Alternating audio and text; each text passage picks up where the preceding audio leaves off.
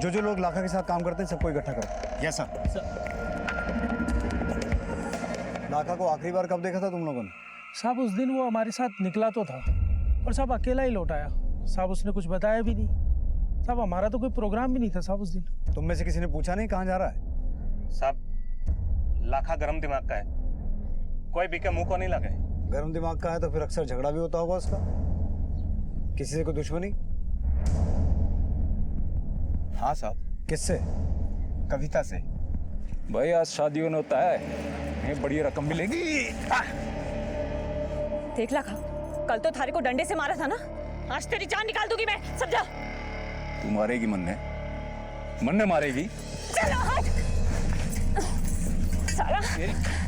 देख सीने के आर पार कर दूंगी मैं इसको, निकल जाए ऐसे। साहब मने तो लगे है कि ये सब कविता ने किया है। इस दुश्मनी की वजह? हमारी जिंदगी नरक बना के रखी थी लाखा ने, लुगाई बढ़ाना चाहता था हमारे को। हाँ साहब, शादी करना चाहता था। अब घर में कोई तो चाहिए ना पानी लाने के लिए। अब हमारी उम्र हो गई, चंदा बेचारी भी बीमार रहती, वो तो उम्र से पहले ही बुढ़ा गई। और ये प्लास्टर, ये गहना भी तुम्हारे पति ने बनाया है क्या? साहब मर्द जात का गुस्सा, इसका क्या इलाज? आदमी ना है वो, राक्षस है राक्षस, एकदम पत्थर दिल। साहब पानी तो बहाना था, उस कमीने की गंदी नजर पहले से ही मारे पर थी। अकेली औरत हूं ना साहब, पति गायब है 2 साल से, काम ढूंढने गया था वापस ही ना आया। तो घर कैसे चलाती हो? पानी इस गांव की मुसीबत है, पर हमारी रोजी रोटी दूसरी औरतों से ज्यादा पानी लेकर आऊं, फिर जरूरतमंद को बेच दूं। कभी पानी के बदले अनाज मिल जावे है, 2 घूंट पानी कम पी लेती हूँ, पर हमारी बच्ची का पेट तो भर जावे है। हमारे पति चोखे इंसान थे, हमारी मदद करते थे, वादा कर गए थे कि कभी दूसरा ब्याह ना करेंगे। बस उसी भरोसे पर उनकी राह देख रही हूँ। अरे वो झूठ बोले है साली, उसका मर्द तो उसको रोज छूटे है साहब, वो औरत नहीं डायन है डायन। और मने तो लगता है साहब कि उसने अपने पति को मार के कहीं गाड़ दिया है और पूरे गांव में सती सावित्री बने घूमे हैं, तभी तो ब्याह ना कर रही है किसी से। असली गुनहगार तो तुम जैसे मर्द जो पानी के बहाने 2-2, 3-3 शादियां करते हो, औरत का शोषण करते हो। सुना है तुम बहुत गुस्सैल हो, हमेशा लड़ने को तैयार रहती हो। मर्द तो यही कहेंगे ना साहब, अकेली औरत हूँ, किसी के जूते अपने सर पर नहीं लेती, सर उठाकर जीती हूँ। गिद्धों के इस गांव में कैसे जी रही हूँ ये आप ना समझोगे साहब। सर बांके ने पूरी कोशिश की कि वो कविता को किसी तरह फंसा दे, लेकिन मुझे उसकी बात पर भरोसा नहीं हुआ। कविता में अकड़ है, ना वो डरती है ना वो झुकती है, यहाँ तक कि लाखा से भी नहीं। वैसे चौहान, अभी तक हमें ऐसा कोई सबूत नहीं मिला जिससे ये साबित हो कि किसी ने लाखा का खून किया हो। तारो क्या जरूरत थी पुलिस को गांव बुलाने की? अरे तुम लोग तो हमारे पर ही उंगली उठा रहे हो। कभी ये सोचा है कि अगर उन्हें कुछ हो गया तो पंचायत जिम्मेदारी लेगी, हम दोनों की और हमारे बच्चों की? थारी वजह से पुलिस हम सब गांव वालों को दिन रात परेशान करेगी, उसका क्या? तो शादी के चक्कर में हमको थाने में बंद कर देगी तो? तुम्हारे कर्म तुम जानो। वैसे भी हम औरतों का तो जीना भी मुश्किल है और मरना भी। मन ने जो सही लगा मन ने वही किया बस। भाइयों इसको सबक सिखाना बहुत जरूरी है। आओ इधर। चल पीछे जाओ, पीछे जाओ सब के सब। घर पे मर्द ना है तो ये ना सोचना कि मैं डर जाऊंगी। चलो चलो भाइयों, इनने घर में मामलो है आप लोग के। चलो चलो चलो चलो चलो चलो चलो चलो चलो।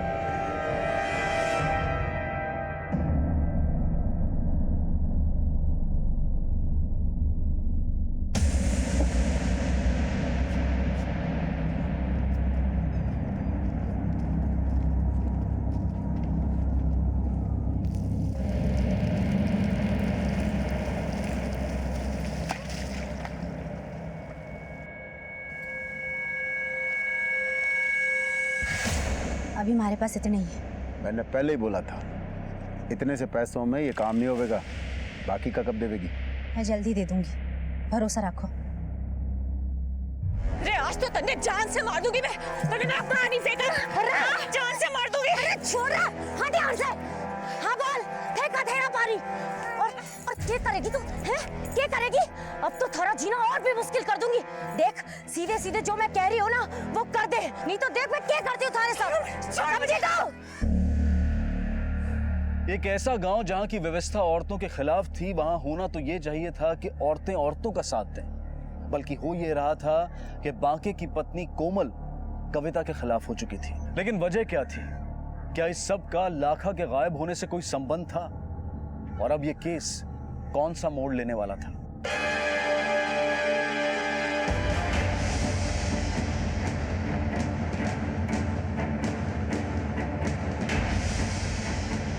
सर, कोई खास लीड तो नहीं मिली है। बस ये पता चला है कि उस दिन लाखा अपनी मंडली के साथ नहीं था। सर, इस पहाड़ के पीछे एक आदमी की लाश मिली है।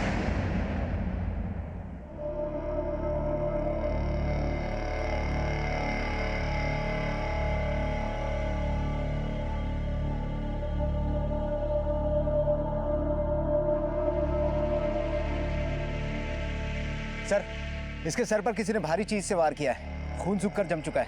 ऐसा लगता है मौत हुए काफी दिन गुजर चुके हैं। बॉडी को पोस्टमार्टम के लिए भिजवाओ और आसपास के इलाके में पता करो किसी ने कुछ देखा हो। सर, लाखा की बॉडी पर छोटे छोटे कट्स मिले हैं, लेकिन वो सब उसकी मौत के बाद हुए। 24 तारीख की दोपहर जब वो अपनी मंडली को छोड़कर वापस आया, उसके 2 घंटे के भीतर ही उसकी मौत हो गई। मतलब दोपहर 2 से 4 के बीच। लेकिन लाखा की लाश जिस हालात में मिली, उसे देखकर ऐसा लगता नहीं कि उसका खून उसी जगह पर हुआ है। मुझे लगता है उसका खून कहीं और हुआ और उसकी लाश को घसीट कर वहां लाया गया। सर, पोस्टमार्टम रिपोर्ट के हिसाब से पहली चोट सर के पीछे की गई थी। हो सकता है वो किसी का इंतजार कर रहा हो और किसी ने पीछे से उस पर हमला बोल दिया। जहां में लाश मिली उसके 2 किलोमीटर आसपास के एरिया को अच्छे से सर्च करो। मुझे लगता है कोई ना कोई खून का निशान या फिर कोई और सबूत जरूर मिलेगा। अब क्यों रो रही है? वो तो चला गया। अब ना किसी की मार खानी और ना ही दर्द सहना है। शांत हो जा।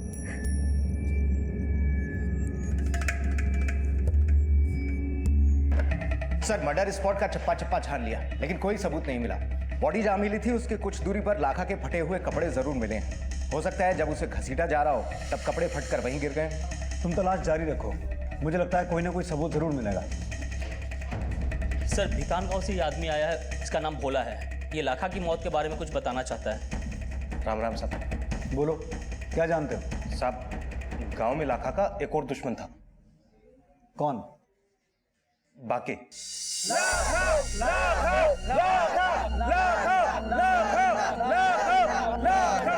बस करो,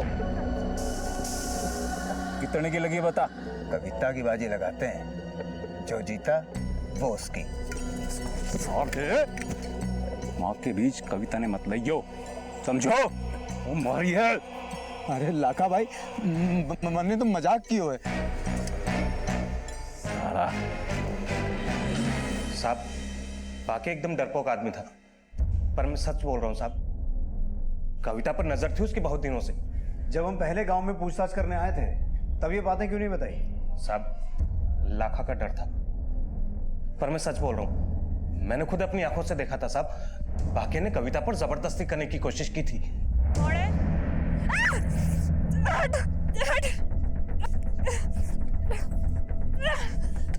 कैसे भाग रहे हैं सारे? मर्द का बच्चा है, सामने आ, जान से मार दूंगी थारे को। साहब, एक और बात। 24 तारीख को जब लाखा हम सबको छोड़कर निकल गया तो बाके भी हम सबको छोड़कर निकल गया। लाखा के जाने के आधे घंटे बाद ही। गुजर। सर, आओ बोला।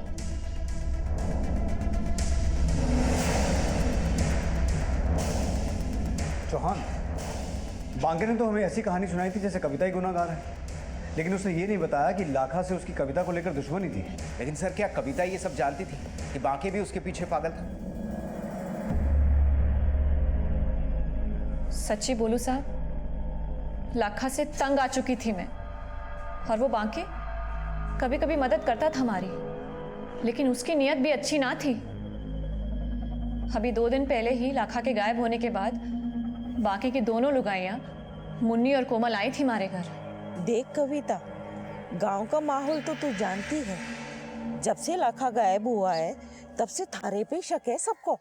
और तू अकेली जवान औरत किस किस से लड़ती फिरेगी? देख, ब्याह कर ले, बांके जैसा घराड़ा मिल जावेगा तो कोई आंख उठाकर तक ना देखेगा थारी तरफ।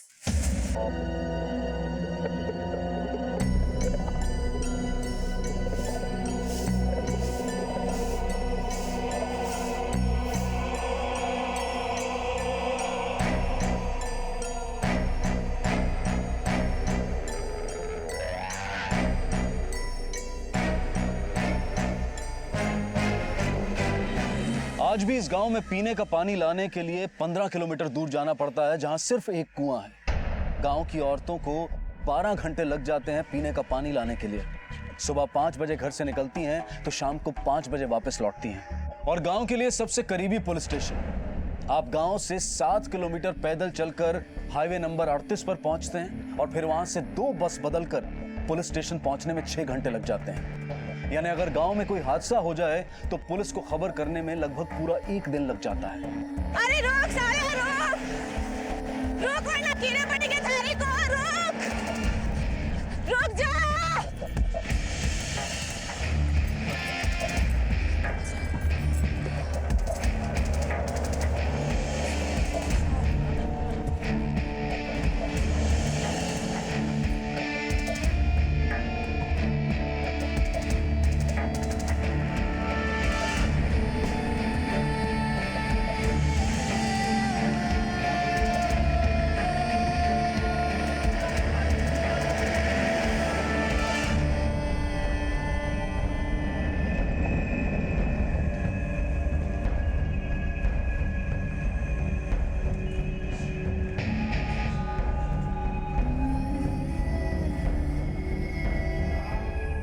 साहब, कुछ पता चला हमारे पति जगत राम का? 2 बरस बीत गए। क्यों चली आती है हर हफ्ते? कुछ पता चलेगा तो हम खबर कर देंगे। अब जा। और कितना इंतजार करूं साहब? आप लोगों से ना होगा। चुप कर। कहीं तूने तो तंग आकर मार तो नहीं दिया ना? और अब आती हर हफ्ते पूछताछ करने। चल जा यहाँ से। चुप हो जा बेटा।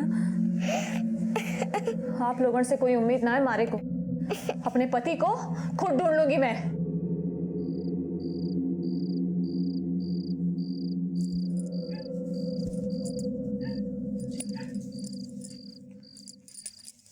अरे कविता, इतने रात में कहाँ जा रही है? वो पानी लेने। अरे बावड़ी हो गई है के?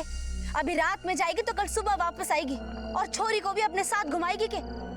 अभी के लिए मारे से ले ले पानी, आजा।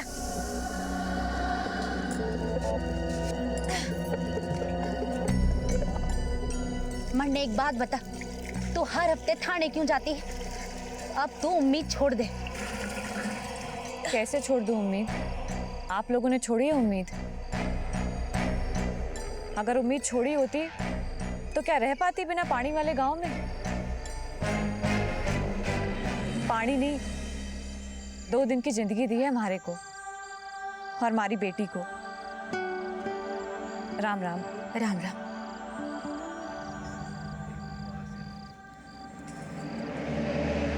अरे धीरे चाल रे पणिहारी, लहंगो गरद भरे। अरे थारे से बात कर रहा हूँ, प्यास बुझा दे मारी।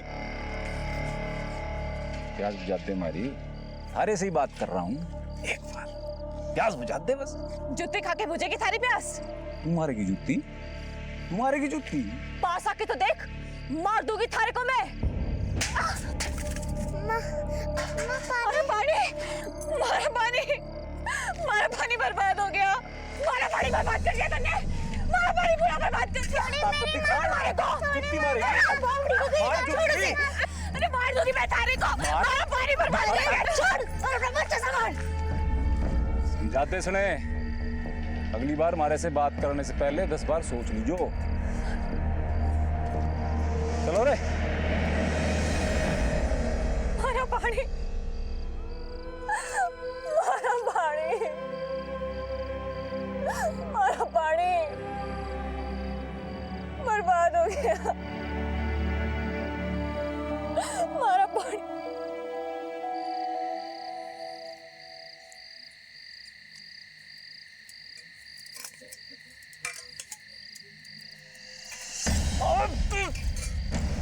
यो तुम्हें दूसरी बार हाथ जलाया तने मारा मारना चाहती मने मारना चाह रहा तुम्हें।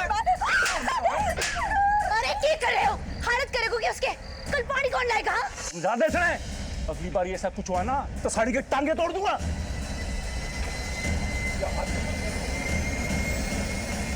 शांत हो जा। कितनी बार कहा है कि ध्यान रखा कर जब भी इलाका के आसपास होती है। और कितना ध्यान रखूं मैं, हमारे से ना होता अब। अरे शांत हो जा, क्या खा जाएगा? इस गांव में ज्यादातर पुरुष ऐसे हैं जिनकी 2 पत्नियां हैं। एक प्रथा सी बन गई है जिससे ना तो पुरुषों को कोई एतराज है और ना ही औरतों को कोई शिकायत। लेकिन इस गांव में ऐसी प्रथा क्यों है? क्या इसका बीज पुरुष की मानसिकता में है या गांव की किसी जरूरत में? लेकिन सवाल यह भी है कि यह प्रथा जुर्म की किस श्रृंखला को जन्म देने वाली है जिसे देखकर पूरा गांव दहल जाने वाला था।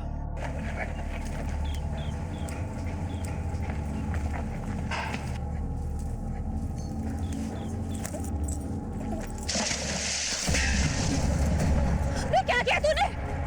बच्चे को फेंक दिया कुएं में। अरे बाबरी, कोई बचाओ! अरे कोई बचाओ! बच्चा गिर गया!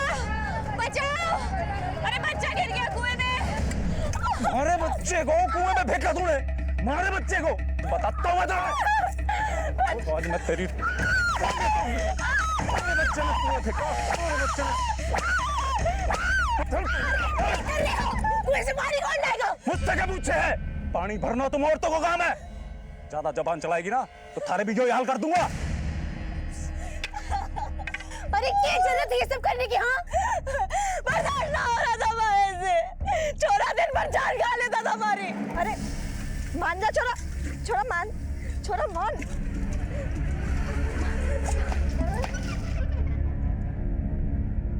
सबका सब जान का दुश्मन बने बैठा है। अब वापस जाना पड़े, इतनी दूर पानी लेबा। हाँ क्या दोस्त हमारे, फेंक दिया पानी में, जान छूटी मारी तो। अरे लेकिन अब चलेगी कैसे? हाँ, मेरी उम्र देखिए, अब मैं पानी भरने जाऊंगी के? माई, हम दोनों ले आवेंगे पानी। कोई जरूरत ना है पानी लाने की। तुम लोग बस पढ़ाई करो। पानी लाने के चक्कर में पढ़ाई छोड़ोगी के? शादी के बाद तो पानी भरना ही है। और वैसे भी हम औरतों की जिंदगी में प्यार ना है, सिर्फ पानी भरना ही है नसीब में।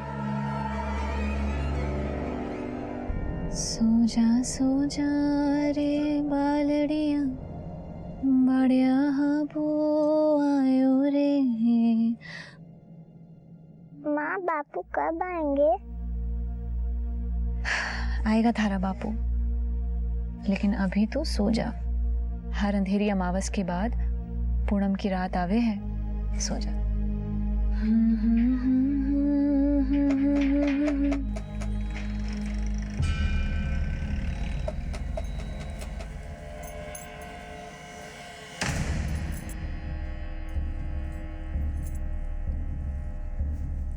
कौन?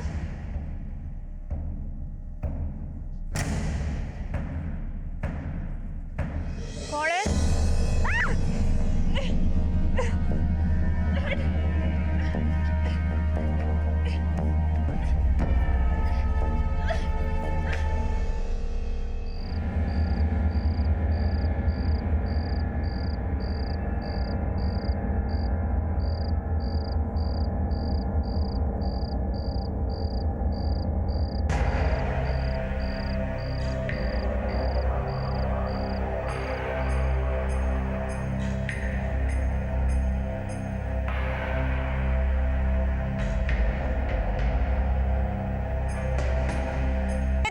औरतों को भेजा हमारा हाथ मांगने। बड़ी जबान चलने लगी थारी। हाथ भी चले हमारे बहुत। कविता रुक, तेरी अक्ल तोड़ती तो हमारा नाम कोमल ना है। चल निकल यहाँ से। हाँ हाँ जा रहे हैं, चलो जी चलो। साहब बोला का सामने से वार करता था और वो बांके छुप छुप के। पता ना साहब, सवेरे से तो घर में ना दिख रहा। अगर हमें पता चला कि तुम में से किसी ने झूठ बोला है तो अच्छा नहीं होगा। मने क्यों धमका रहे हैं साहब? जार कविता ने पूछो ना, लाखा को उसी ने गायब किया है और हमारे पति को भी। सर बाकी अंदर नहीं है। किसने क्या किया है ये पता लगाना हमारी जिम्मेदारी है। तुम दोनों में से किसी ने बांके को सुबह घर से जाते हुए देखा था? ना साहब, सवेरे आंखें खुली तो वो घर में ना था। सर हो सकता है बांके डर के मारे भाग गया हो, उसे पता चला होगा कि हम लोग उसे पकड़ने आने वाले हैं तो वो गायब हो गया, या फिर कविता ने उसे कुछ किया होगा। बांके और लाखा दोनों ही तंग किया करते थे कविता को, लेकिन कविता अकेले ये सब कैसे कर सकती है ये समझ नहीं आता। अगर कविता का कुछ साथी है तो वो उससे मिलती भी होगी। पता करो, हाल ही में गांव के आसपास किसी अनजान आदमी को देखा गया है? सर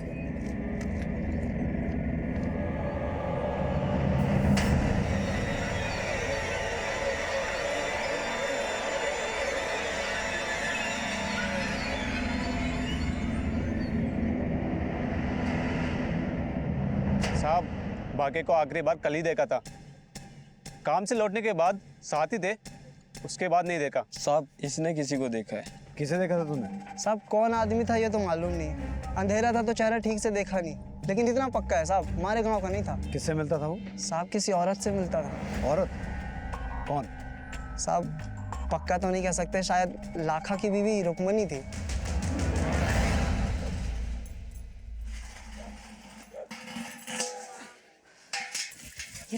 रुक साली, छोड़ मुझे। काय करी तू? छोड़ दे मुझे।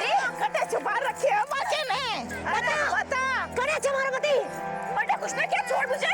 कुछ नहीं पता। ले अब और बताऊं तने। ये ले माँ प्यास लगी है, पानी गिर गया। पानी नहीं तू छोड़, मैंने मारा पानी। अरे गांव की सारी औरतें को पति खावेगी क्या? औरत हो क्या? औरत पे तरस का, हमारी बच्ची पे तरस का, पानी चाहिए उसको।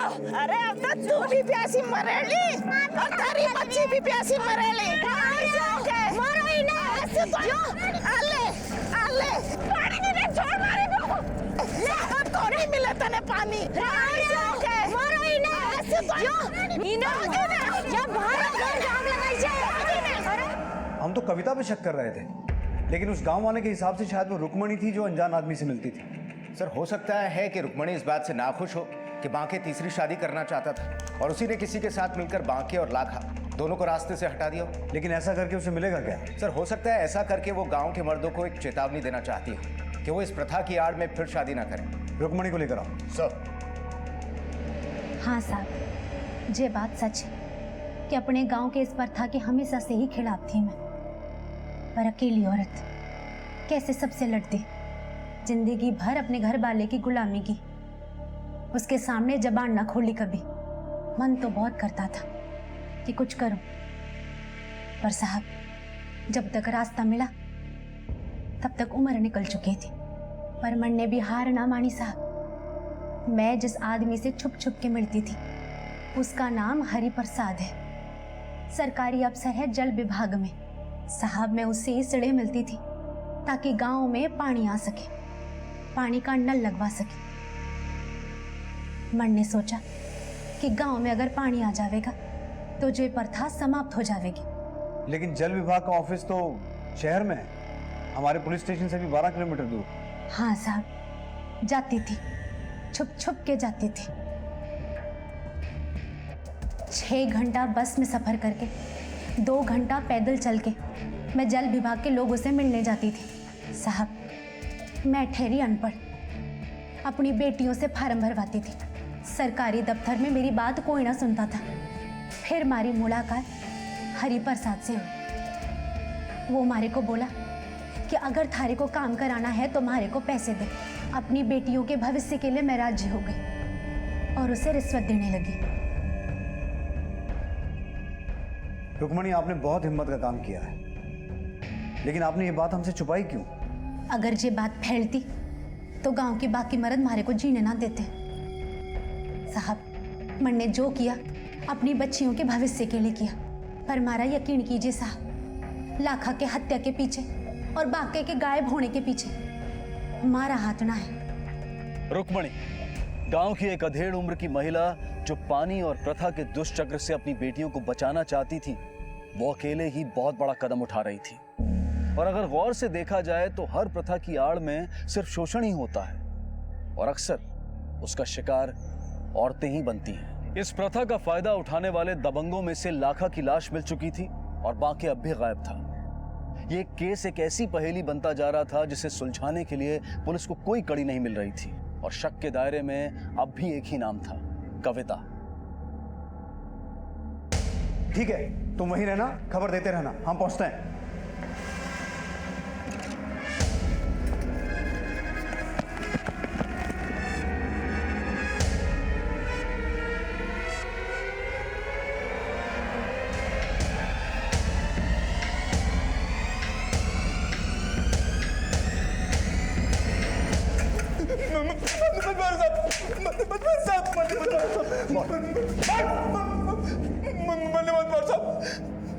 मैं सब कुछ सच बताता हूँ साहब। बोल, क्यों मारा लाखा को? मैंने नहीं मारा, वो कविता साहब, उसी ने सब कुछ किया है सर। पहले भी तूने कविता पर उंगली उठाई थी ना, हम जानते हैं कि तू उसे फंसाना चाहता है। नहीं साहब, सचमुच साहब, मैंने देखो साहब, 24 तारीख को कविता वहां पर थी जहां लाखा का खून हुआ था साहब। तू क्या कर रहा था वहां? वो साहब, उस दिन लाखा जल्दी निकल गया था साहब, तो हमारे मन में शक जागा कि ये जरूर कविता से मिलेगा। कहे कि साहब वो कविता से शादी करना चाहता था। बस अब कुछ देर बाद मैं भी वहां से निकल गया। हाँ साहब, जब मैं गांव पहुंचा तो मैंने कविता को देखा, मैंने उसका पीछा किया साहब। मुझे मालूम था साहब कि कविता से मिले लाखा जरूर आएगा। लाखा तो नहीं मिला साहब, लेकिन वो पहाड़ के नीचे वाली रेत पे जहाँ लाखा की लाश मिली थी, वहां से मैंने कविता को जाते हुए देखा था। तो ये बात अभी तक छुपाई क्यों? वो साहब, उस दिन मैं वही था साहब, लेकिन आप लोगों से कहता तो आप लोग मेरी गर्दन तोड़ देते साहब। फिर से झूठ। मैंने साबित कर सके साहब। उस दिन कविता ने गांव में ये बात बोली थी कि वो अपनी छोरी ने पोलियो का टीका लगवाने के लिए सरकारी दवाखाना ले जाएगी साहब। ये बात मैंने और लाखा ने सुन ली थी। मैंने पता था साहब कि लाखा कविता से मिलने जरूर जाएगा, लेकिन साहब कविता तो उस दिन गई नहीं थी, वो झूठ बोल रही थी साहब। आप किसी से पता कर लो। उसके बाद साहब मैंने कविता से मिलने की कोशिश की, लेकिन उससे पहले वो अपनी बच्ची को लेकर बस पे चढ़ गई साहब। बस साहब। सर, एक नंबर का झूठा आदमी है ये। चौहान, सरकारी दवाखाने से पता लगाओ उस दिन कविता अपनी बच्ची को लेकर पोलियो की दवा दिलवाने गई थी या नहीं। हमें यह पता लगाना होगा कि कविता उस दिन उसी जगह पे क्या कर रही थी जहां हमें लाखा की लाश मिली थी।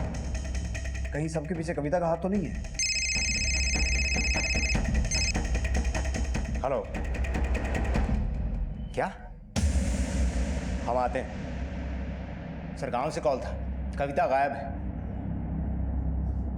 मामा के पास जाना है। शांत हो जा बेटा, जाएंगे माँ के पास, शांत हो जा।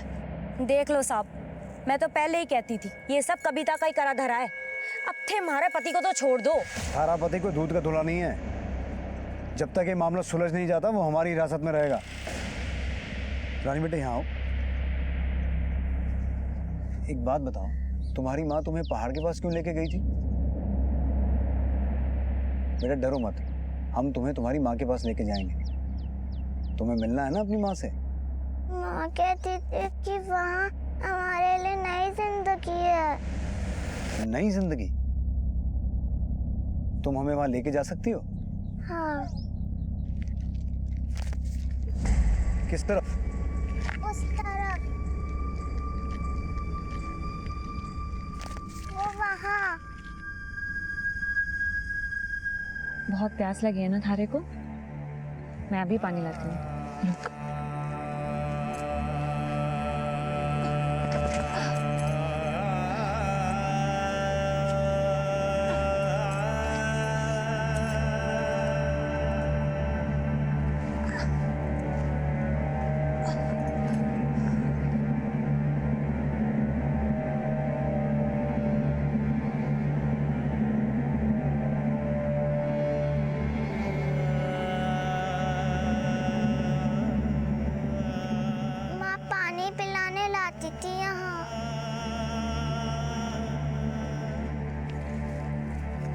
कविता और रानी की कहानी तो रोंगटे खड़े करने वाली है, पर फिर भी हमें ये नहीं भूलना चाहिए कि कविता को बेगुनाह साबित करने का कोई सबूत नहीं है हमारे पास। सर, सरकारी दवाखाने से पता चला कि कविता उस दिन वहां नहीं गई थी। बाकी की ये बात तो सही है, लेकिन कविता अपनी बेटी से इतना प्यार करती थी, फिर उसे छोड़कर क्यों जाएगी? आखिर उसे पालने के लिए उसने कितनी तकलीफ सही है। मानता हूं चौहान, पर फिर हमसे झूठ क्यों बोला? कविता के बारे में हर छोटी से छोटी बात पता करो। वो पिछले हफ्ते किससे मिली थी, कहाँ गई थी, सब कुछ। सर बस अड्डे से पता चला है कि कविता घसेरी की बस में चढ़ी जरूर थी, लेकिन बीच में कहीं उतर गई। उसके बाद कहाँ गई कुछ पता नहीं चला। गांव में किसी और से कुछ पता चला? यस सर, एक किराने की दुकान से अक्सर वो अपने मायके वालों को कॉल किया करती थी। मैंने उन सभी नंबर्स की एक लिस्ट बनाई है जिनसे वो बात किया करती थी। इस नंबर से उसने 2 दिन पहले बात की थी, उसके बाद कोई फोन नहीं किया। मतलब उसने गायब होने से पहले आखिरी बार इसी नंबर से बात की थी। किसका नंबर है ये? उसके चचेरे भाई का, रमन नाम है, सोमता में रहता है। सोमता तो घसेरी के बीच रास्ते में पड़ता है, तो कहीं ये कविता सोमता में तो नहीं है? हाँ सर, मेरी बात हुई थी फ़ोन पे। दरअसल कुछ दिन पहले हमने कविता के पति जगत को हमारे इलाके में देखा था। कहाँ रहता है जगत राम? सर यही 3 गली छोड़ के पास में एक मकान पे किराए पे रहता है।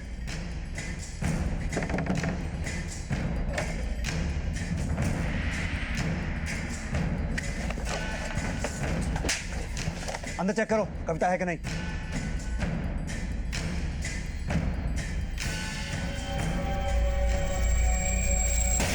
सर इधर आइए जल्दी।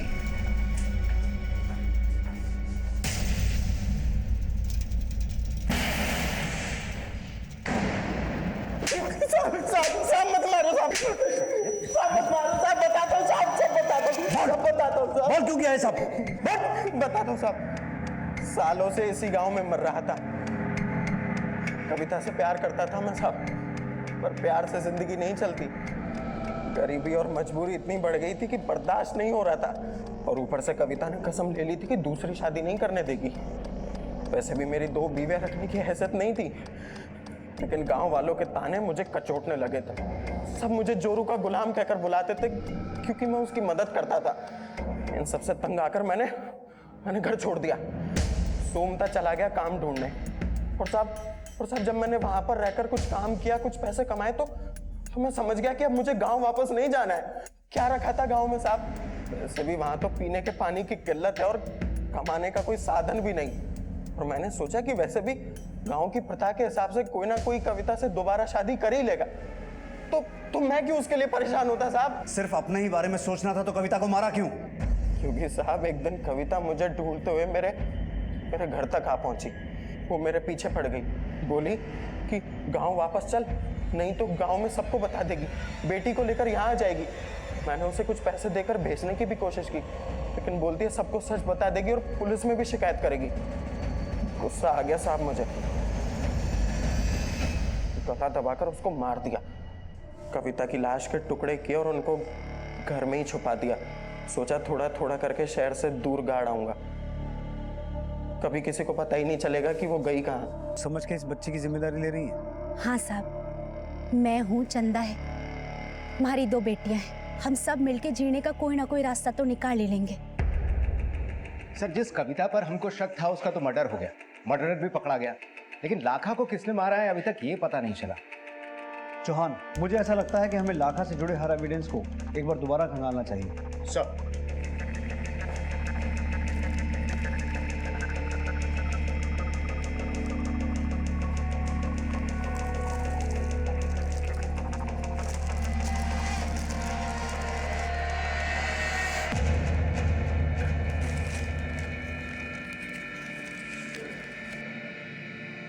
सर ये तो कोई फोन नंबर लग रहा है।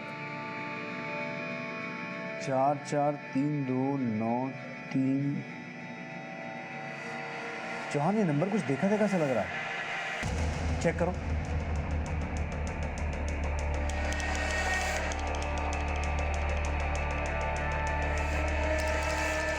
सर ये तो जल विभाग के उस अधिकारी का नंबर है जिससे रुक्मणी मिला करती थी।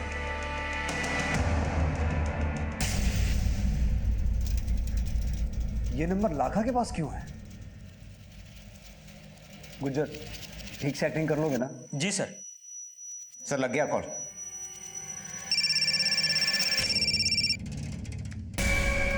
हेलो, राम राम साहब, मैं शामू बोलूं, लाखा को दोस्त।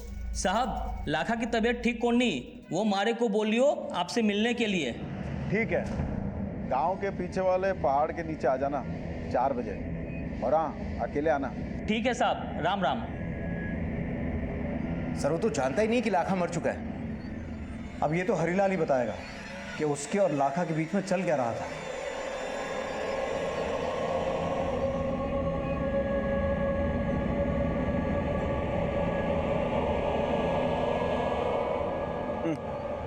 पैसे लाया? लाखा पैसे लाने वाला था। अरे बोल क्यों नहीं रहा कुछ?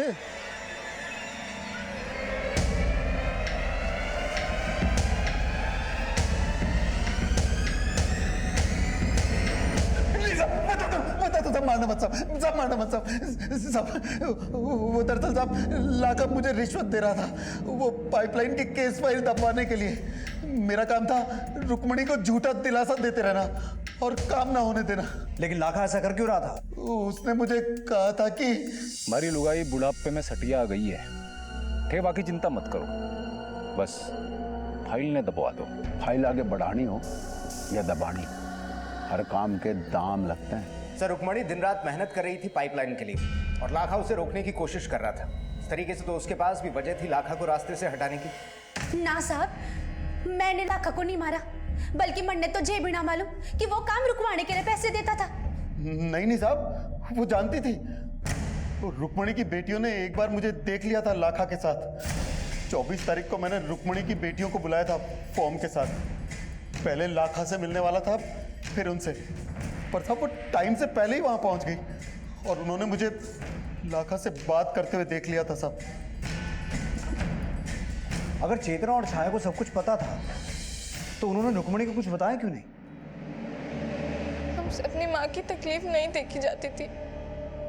वो दिन रात मेहनत करती थी और बाबा उसकी सारी मेहनत पर झाड़ू फेर देते थे। उन्हें तो बस एक बात की पड़ी थी। किस बात की? गांव में पानी ना आए ताकि वो एक और शादी कर ले, बस। तो तुम ये बात अपनी माँ को बता सकते थे, अपने बाबा को समझा सकते थे। हम उस दिन बाबा को समझाने ही गए थे, लेकिन बाबा बाबा बाबा बाबा बाबा तुम दोनों अठे कहीं कर रही हो? बाबा ते यहाँ कैसे कर सको? अरे अम्मा पूरी गांव के लिए इतनी मेहनत करी है, हमारे लिए इतनी मेहनत करी है, और तुम उन्हें ही धोखा दे रहे हो। इतने पर की छोरी मारे से जबान चलावे है। आपको हमारी चिंता को नहीं, अम्मा पे तरस को नहीं आवे। कल मरती हो आज मर जाए, निकलो यहाँ से।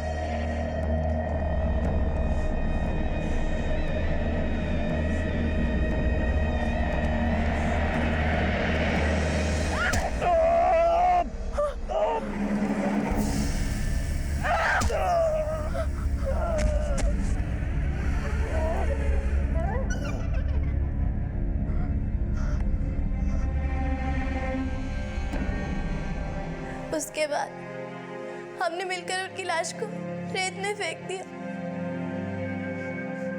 ये सब करके तुम अपनी माँ की मदद कर पाई? नहीं ना। और अब इस बेचारी के लिए जिंदगी भर यही दुख रहेगा कि जिन बेटियों का भविष्य बनाने के लिए इतनी मेहनत की है, अब उन बेटियों का भविष्य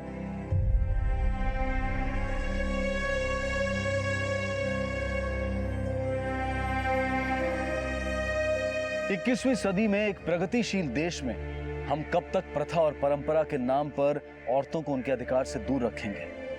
जरूरत है हमारी सोच का बदलना। जरूरत है कि एक ऐसे समाज की रचना की जाए जहां कोई किसी कमजोर का शोषण न करे। इसी विचार के साथ मैं अनूप सोनी अब आपसे विदा लेता हूं।